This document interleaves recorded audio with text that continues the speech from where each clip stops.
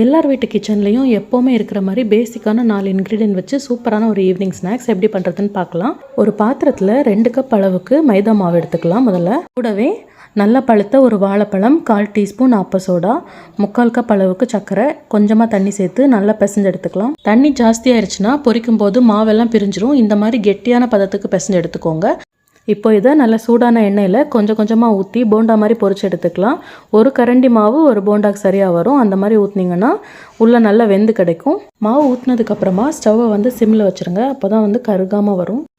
சூப்பரான evening snacks ready ஆயிடுச்சு. இந்த மாதிரி simple, easy and useful recipes பார்க்க மறக்காமல் நம்ம சேனலை சப்ஸ்கிரைப் பண்ணுங்கள். தேங்க்ஸ் ஃபார் வாட்சிங்.